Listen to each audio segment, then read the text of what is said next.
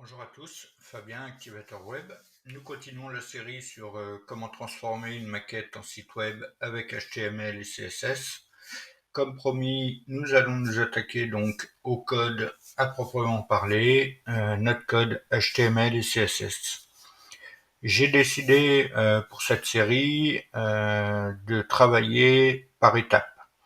C'est-à-dire que je créerai tout d'abord les différentes sections de mon site, aussi bien en HTML et CSS, et j'avancerai section par section.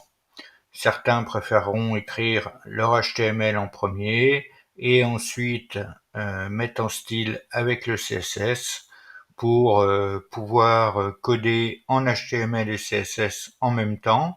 J'ai décidé donc pour cette vidéo de réaliser étape par étape les différentes sections de notre maquette. Aujourd'hui, je vais donc m'attaquer au header dans cette vidéo. Nous avons vu que le header, situé tout en haut, puisque voulant dire l'entête, comporte donc notre logo, qui est une balise image. Il comporte ensuite une nav, qui elle-même contient deux divs, et ces divs vont contenir à la fois une div pour représenter le trait bleu que nous avons tout en haut, et un lien hébergement et un lien activité qui, je vous le rappelle, lorsqu'on clique dessus, doit nous emmener vers les sections respectives appelées hébergement et activité. Donc voyons voir tout de suite comment réaliser cela. Alors je tiens à rappeler qu'il y a bien entendu plusieurs méthodes, plusieurs façons de faire. Nous aurions pu tout à fait utiliser autre chose qu'une div pour représenter ces traits bleus situés au-dessus. Nous aurions pu utiliser un border top ou d'autres choses. Pour ma part, j'ai décidé d'utiliser des divs. Libre à vous de faire autrement. Donc je vais revenir sur mon site, je vais enlever mon titre H1 que j'avais fait. Nous voyons maintenant que notre navigateur n'affiche rien, normal, puisque entre nos balises body, pour le moment, nous n'avons rien codé. Nous allons donc commencer par créer notre balise sémantique header. Donc sur Visual Studio Code, on peut écrire les balises d'ouverture de fermeture ou tout simplement utiliser les raccourcis disponibles. Donc ici, je vais simplement taper header comme un texte et taper sur entrée. Je vois que Visual Studio Code crée automatiquement la balise d'ouverture et de fermeture de mon header. Je vais laisser de l'espace entre cette balise d'ouverture et de fermeture. J'ai dit que mon header donc comportait avant tout une image et ensuite ma nav. Je vais donc mettre ma balise image. Alors, en sachant que la plupart des sites où nous allons, le logo est bien souvent un lien qui nous ramène sur la page d'accueil. Nous allons donc mettre cela en place ici également. Je vais donc taper A pour la balise de lien. Ici, je tape entrée. Mon href est fait automatiquement et je veux que ce lien me renvoie sur ma page d'accueil qui sera donc index.html.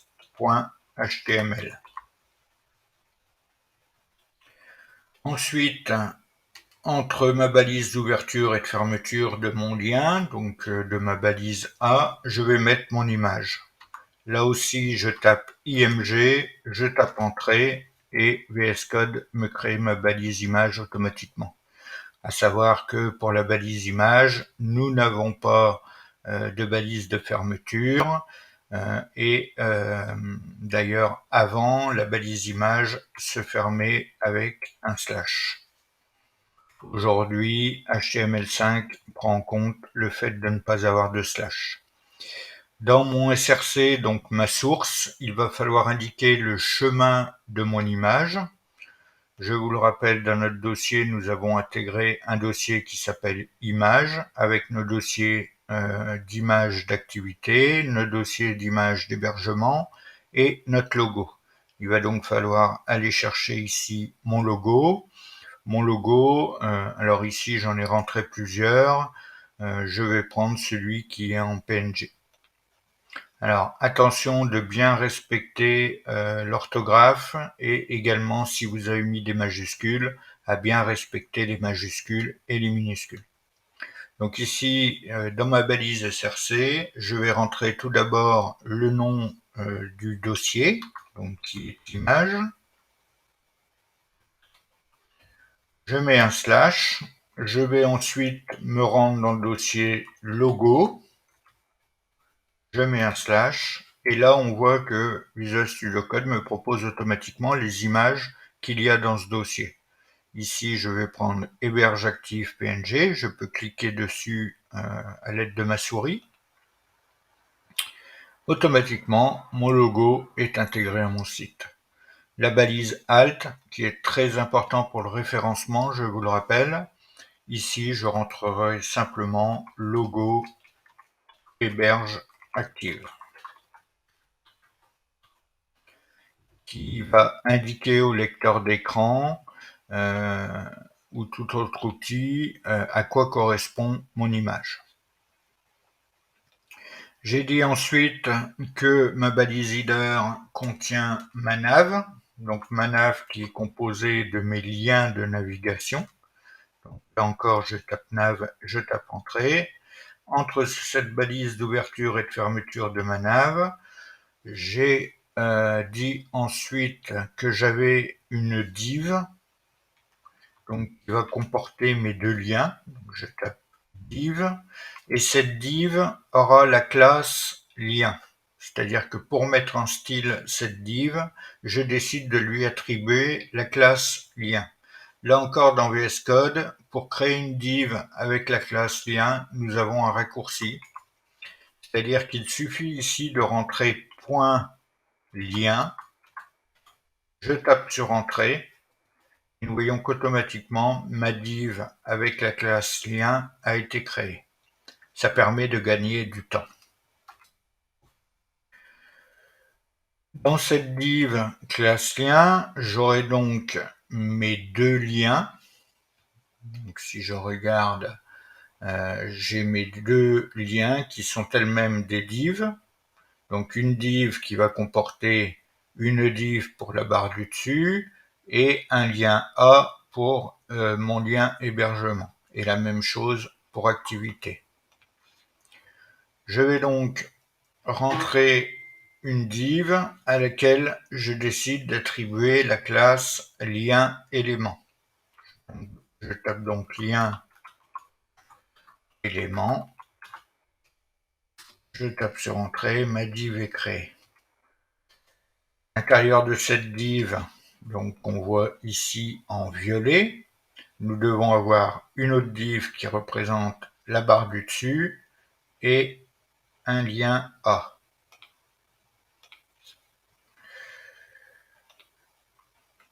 Je tape donc, je vais décider de créer ma div pour la ligne de dessus en l'appelant simplement ligne de dessus, ligne tirée dessus.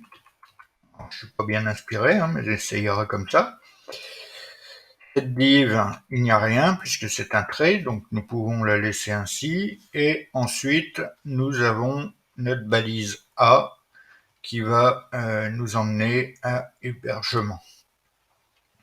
Donc comme cette balise A, ce lien hébergement nous emmènera vers la section hébergement, nous allons tout de suite créer le lien qui sera un ID, donc je vais taper dièse hébergement.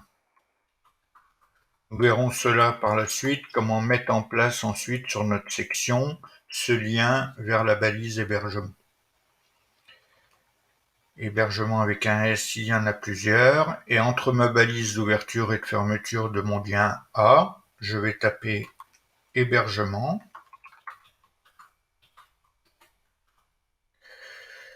Je vais également attribuer une classe à ce lien A. Donc, je rentre classe égale, entre guillemets, je vais lui donner la classe élément. Donc nous voyons que notre lien hébergement apparaît maintenant ici.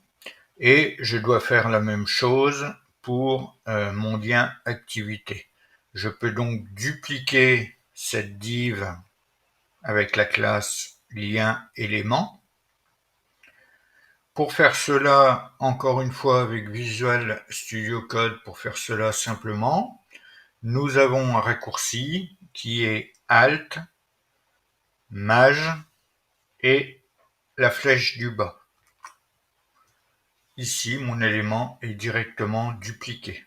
Nous voyons maintenant que nous avons deux liens. Ici, je garde la même classe pour mes divs. Je vais simplement changer mon href de mon lien A, qui sera activité. Alors, pour les classes, je ne mets pas d'accent. Et entre mes balises d'ouverture et de fermeture de mon lien, je vais marquer activité.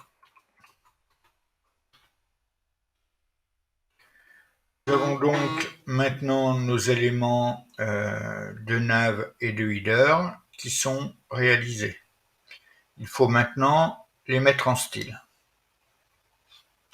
Lorsque je regarde ma maquette, je vois, alors je vais revenir.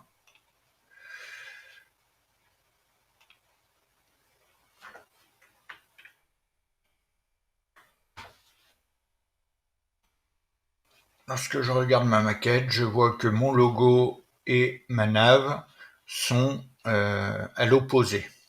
Mon logo étant à droite, mon logo étant à gauche, ma nav étant à droite.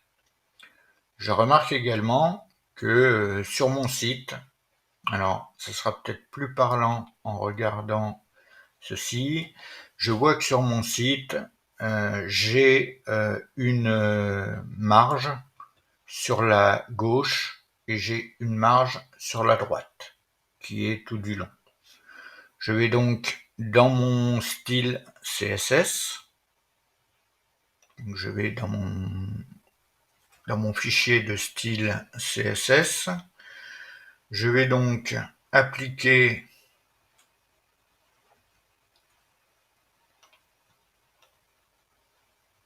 sur ma balise header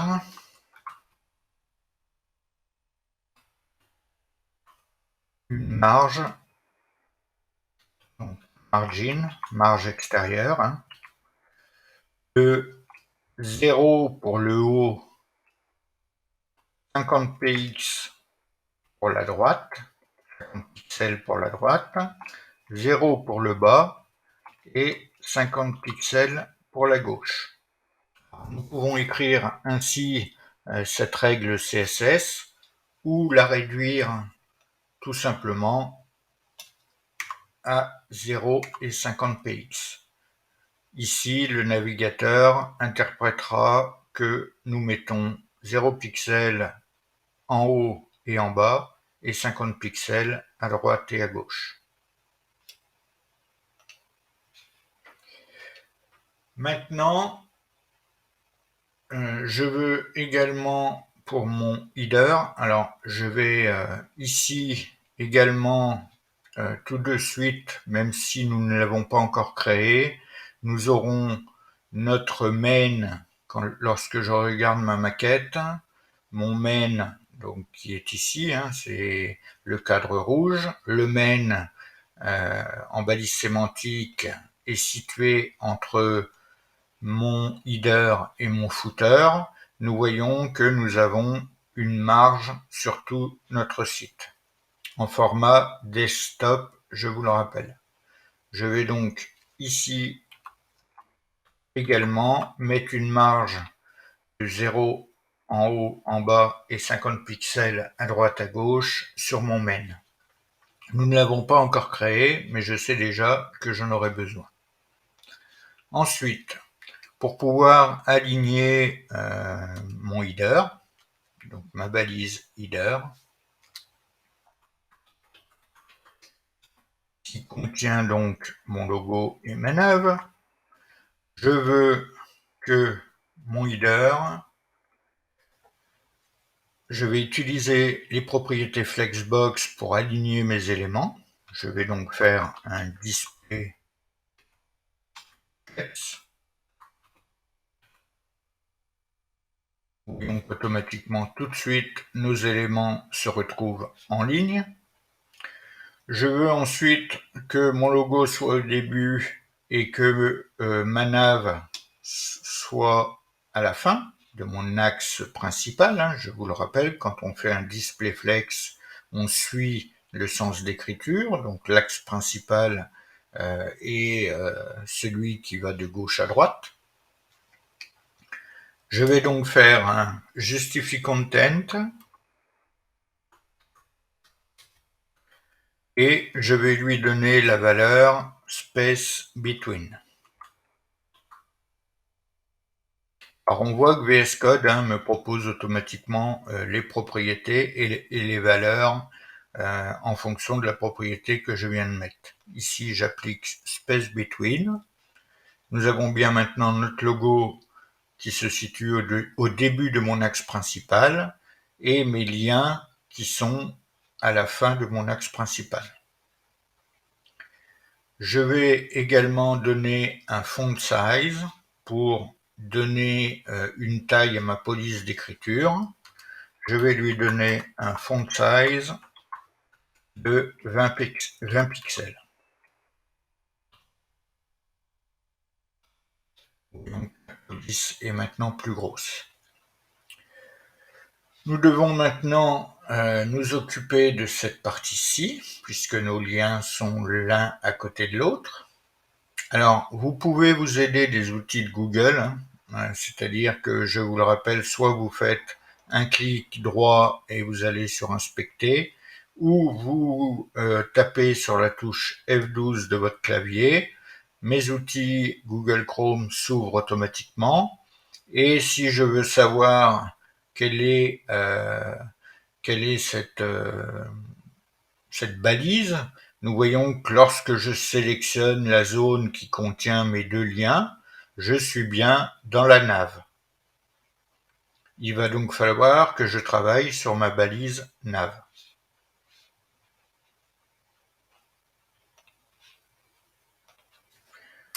Je vais donc, pour ma nav, là aussi utiliser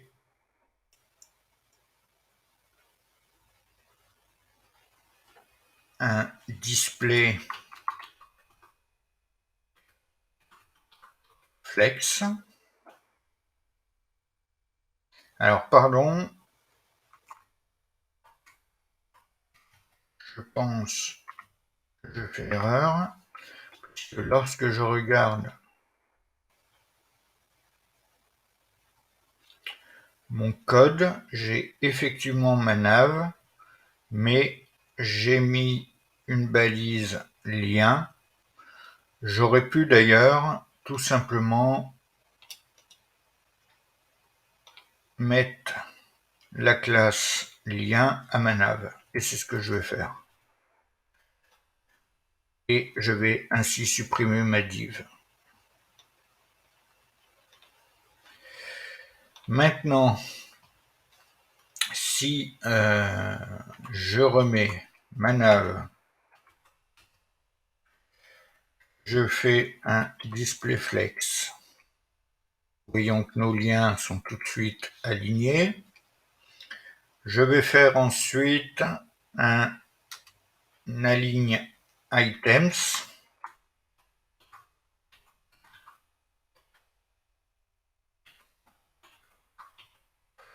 End.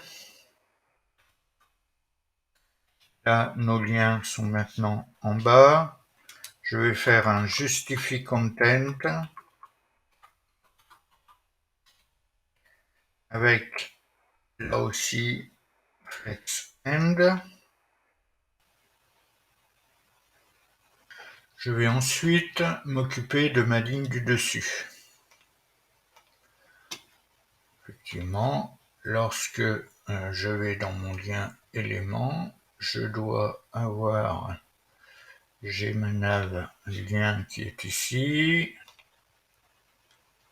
avec ma classe lien élément, qui elle-même contient la ligne du dessus, qui pour le moment n'a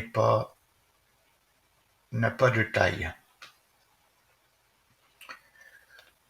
Je vais donc mettre ligne dessus, ligne dessus. Je mets un point puisque je vous le rappelle, pour déclarer une classe, c'est un point. Pour déclarer un ID, ce sera un dièse. J'ai donc appelé ma classe ligne dessus. Je le rentre donc point ligne dessus. J'ouvre mes parenthèses. Ici, je vais décider de mettre une height, donc une hauteur de 3 pixels. Je vais également lui mettre un background color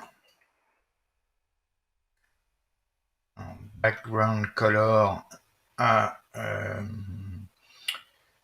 nous avons dit que le gris, puisque nos éléments sont bien présents, mais nous devons avoir une couleur F2, F2, F2, qui est imposée par les spécifications techniques. Et ensuite, je vais appliquer une margin bottom,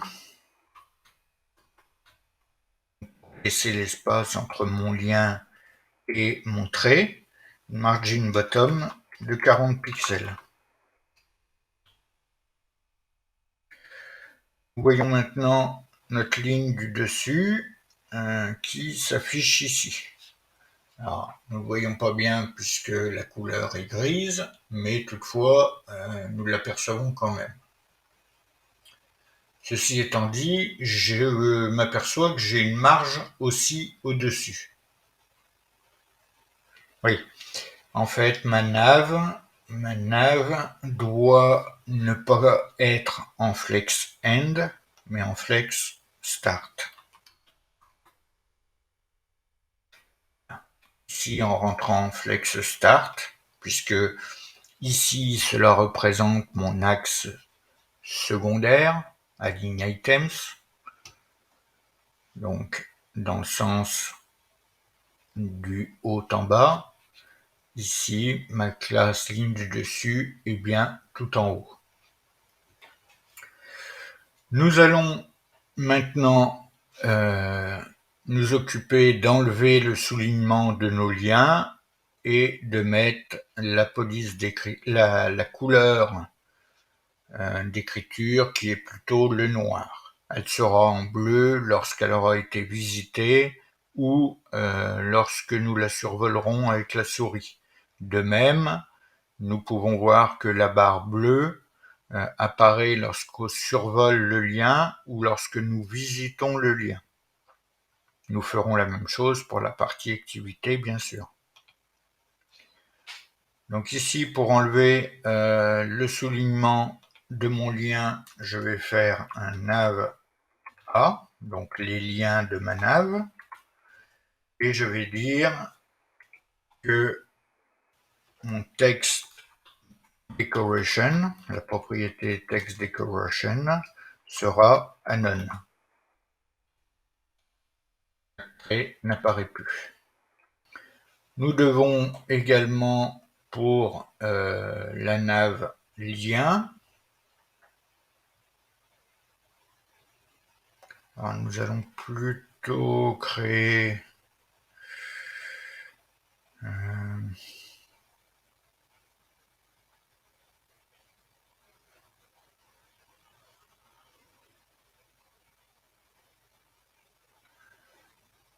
je suis en train de penser, pourrait se passer, oui, Je vais le faire comme ça, c'est-à-dire que pour, donc ici mes liens, je leur ai donné la classe élément.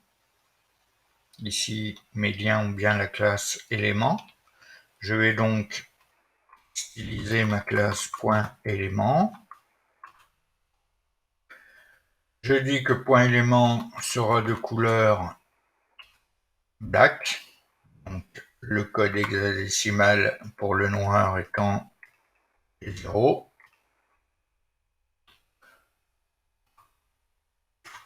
Et je vais également leur donner un padding, donc une marge interne de 50 pixels à droite et à gauche. Alors 50, on verra, 50 pixels est peut-être grand. Ici, je vais mettre simplement que padding va être égal à 0 en haut et en bas et à 50 pixels à droite et à gauche. Ça me semble pas mal. Ici, nous voyons que nos liens sont maintenant séparés et qu'on a une marge interne pour chacun d'entre eux. Je vais maintenant créer mon point élément over, donc pour donner l'apparence de mon lien lorsqu'il sera survolé avec ma souris, et j'applique une color, donc une couleur bleue, donc qui est donnée également dans les spécifications techniques avec le code 0065FC, et un font weight, donc la graisse de ma police, font weight qui va être à 600.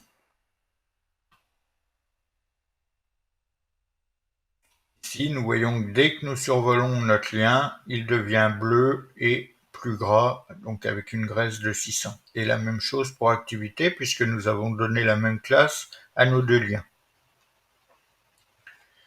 Ici, pour le moment, cela ne s'applique qu'à nos liens. Nous voulons également que cela s'applique à notre trait qui se situe en haut. Nous allons donc faire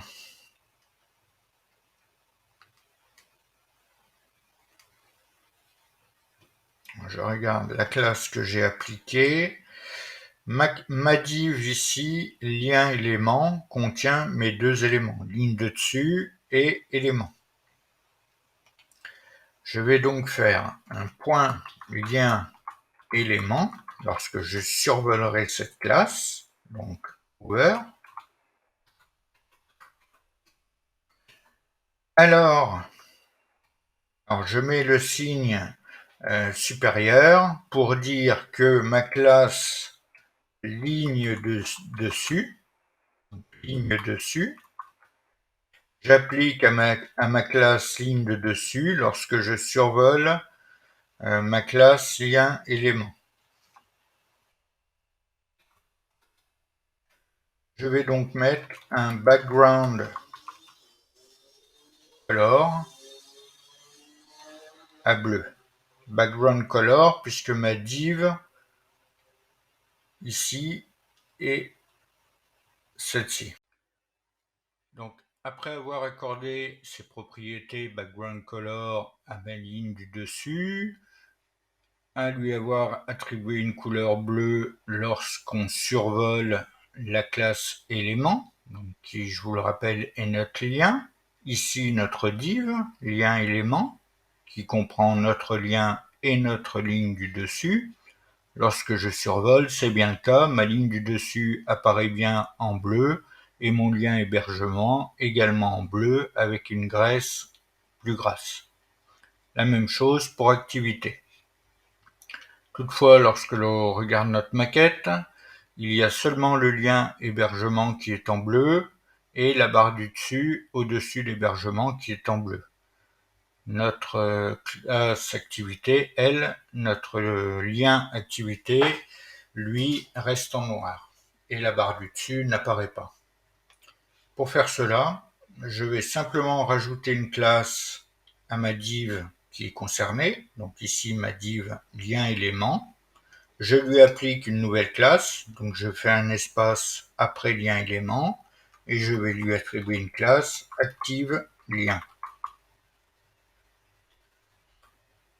Maintenant, pour styliser ma nouvelle classe, donc point active lien, à laquelle donc je vais attribuer la couleur bleue, 0065 FC,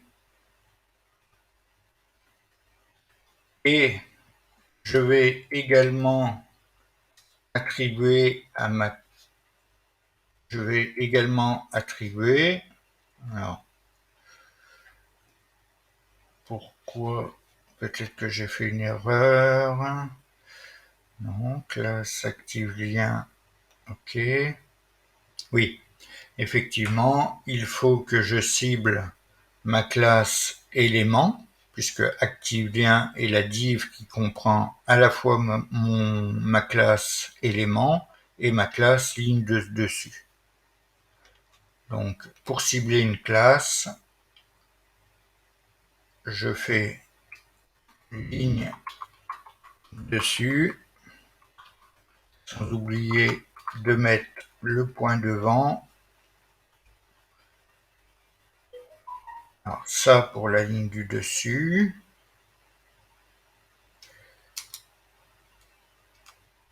Point active lien. Je cible ma classe élément.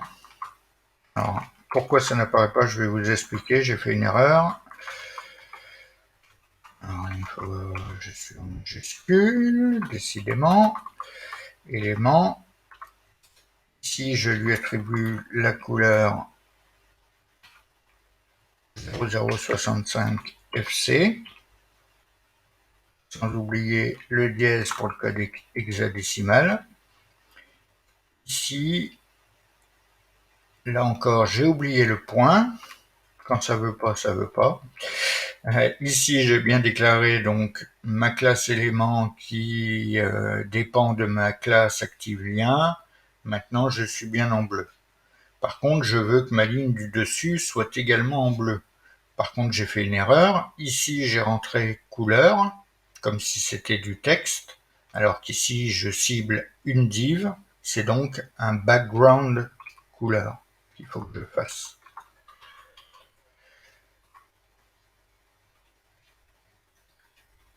Et maintenant, notre lien s'affiche bien en bleu et la barre du dessus en bleu également. Notre lien activité, lui, devient bleu uniquement au survol. Alors, on pourrait faire la même chose avec visited, c'est-à-dire que lorsque le lien est visité, il devient bleu. Par contre, si vous faites cela, votre lien va rester bleu automatiquement puisque le navigateur considérera que vous avez été visiter ce lien. On peut également utiliser visited au lieu de over, ce qui donne que à chaque fois que nous irons visiter ce lien, notre lien deviendra bleu et plus gras également. Notre barre du dessus sera sélectionnée. Cependant, je vous déconseille, car dès que nous aurons cliqué sur un de ces liens, nous ne correspondrons plus à la maquette, puisque activité doit rester noire. Ici, nous suivons bien la maquette. Voilà pour notre reader. Nous allons vérifier tout de même ici par rapport à l'alignement entre notre logo et nos liens. Alors nous pouvons peut-être vérifier ici si je mets affichage, que je mets un guide, afficher les guides. Alors je vais simplement décaler ça. Et ici nous voyons que lorsque je me situe à peu près au centre de mon logo, mes liens hébergement et activité sont plus hauts. Ce qui veut dire que par rapport à la maquette, ici, mon logo est peut-être un peu trop haut. Pas de problème.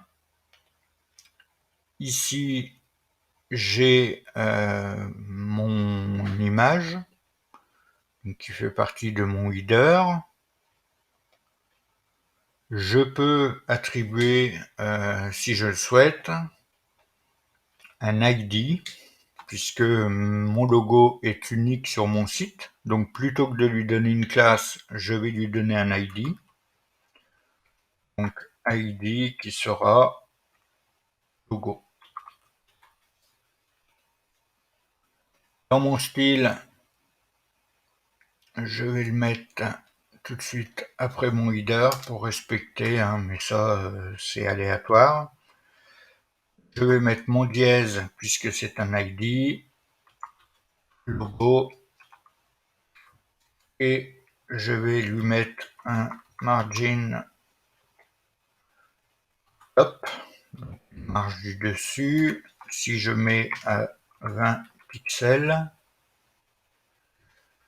nous voyons maintenant que mon lien Ubergeactive est légèrement en dessous que mes liens hébergement et activité, ce qui pour notre maquette correspond à peu près.